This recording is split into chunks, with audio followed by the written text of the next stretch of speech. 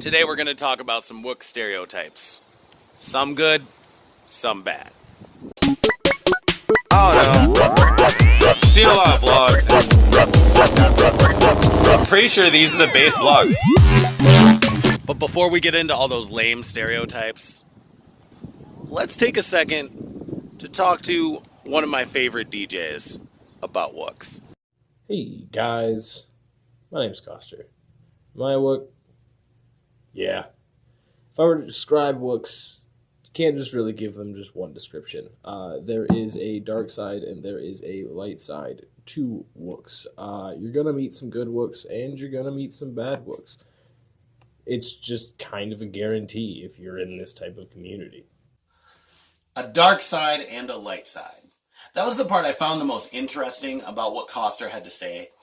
Because when I'm talking about these stereotypes, I want to talk about how, for the most part, these stereotypes are at least a little bit true of some of the wooks that I've met in my life and some of the wookery I have been responsible for. But how there's both a dark definition to the stereotype and a positive one. So let's go ahead and get started. Number one wook stereotype. Wooks are bums who are constantly borrowing things, sometimes even stealing. Is that true? Well, sadly, I can't say there aren't wooks out there that steal. And, of course, I would say right away that those wooks are bad wooks. However, as far as wooks being bummy, I'll say that some of the wooks I know have a tendency to live a very free and open lifestyle. And because of that, maybe they're not so good at being prepared for things. And maybe that's the reason why they're known to borrow more than they should. However, I do know the opposite side of the coin, which is a good wook.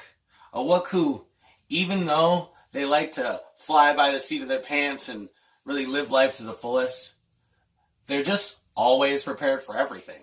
I know wooks who live on their motorcycles all year long, who constantly have all the supplies they need for their daily life. I know wooks who live in RVs, who are constantly prepared for everything. So, yeah, maybe wooks need to prepare a little better, but there's a lot of wooks that you won't see borrowing anything from you.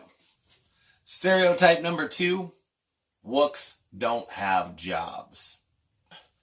Now for this one, I'm going to go back to DJ Coster. Bad wooks will usually have a very low-paying job to no job or get their funds exclusively from illegal means. No, it's not a lot of funds. Good wooks, however, they do a lot of stuff. You'll find people who go from festival to festival because their entire summer is just going around to these events, not to party and to get just completely sloshed, but to actually enjoy the festival as well as run their own business inside the festival. I run a glass and vape shop with my wife out here in Fort Dodge, Iowa, as well as I do promotion for a company called Stutterbox Productions.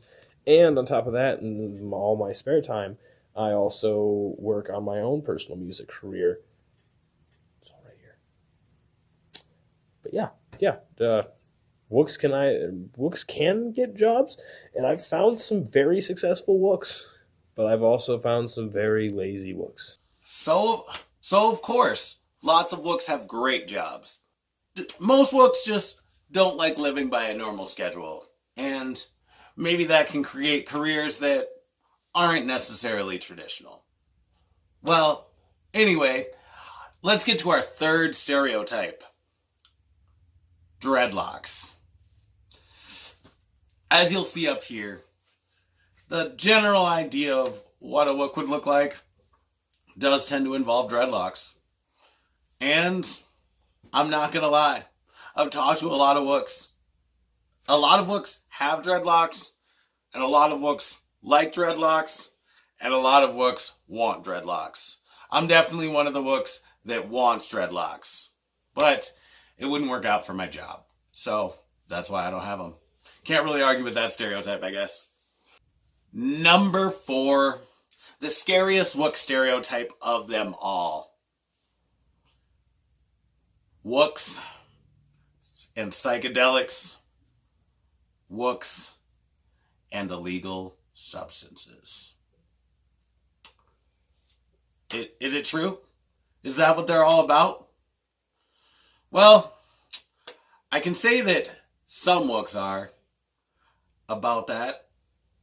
Definitely a lot of wooks are about that. But, just like Coster said before, there's a good side and a bad side to that sort of thing. At least in my opinion.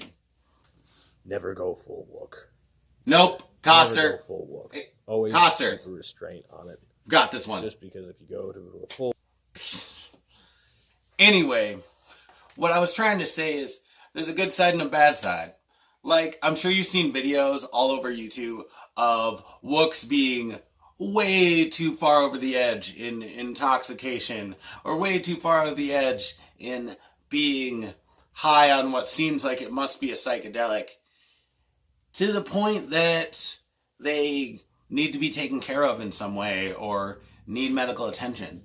And I don't think anybody would encourage somebody to act like that. But if you choose to become involved in those type of activities and you take the appropriate measures to make sure you're taken care of and safe, to make sure that you're healthy, then more power to you. I mean, I think it's important to separate the people who enjoy things safely, or at least as safely as possible, and the people who with reckless abandon go way too far overboard, because nobody considers that. And you know what? If that's what you're doing, in my opinion, you're kind of being a bad wook. Also, make sure to realize how the way that you act when you're engaging in any of those activities affects the people around you, because some people just don't like being around that sort of thing. Anyway, sorry to get so preachy on y'all, but that's how I feel about it. The last stereotype I'd like to talk about is that wooks are amazing. And you know what? That one's kind of true. Some of the most amazing experiences I've had throughout my entire life were with wooks. People who let me into their circle of friends without a second thought. People who accepted me for who I was. People who taught me new and exciting things about happiness and joy and ways to experience it. And yeah, I've heard about some crystals. I've heard about some moon rocks. And I've heard about some things that maybe I didn't necessarily agree with from wooks. But every single one of those things touched my heart in a way, because I knew the person who was talking to me about them 100% believed in them. I knew the person who was speaking those words to me was speaking them from a good point in their heart. I knew that the person who I was talking to was giving me that information not to change my beliefs, not to twist me to their side, but because they actually believed that that information would change my life for the better. So yeah, that stereotype's true. Wooks are pretty amazing people. So next time some goofball stops you and starts talking to you about crystals, about crystal magic, maybe even tries to sell you a pair of harem pants, tries to get you to smoke on his pipe, or maybe tries to get you to try on a new pair of harem pants, maybe hear him out, even if it's just for a second. Deuces, y'all. Keep booking.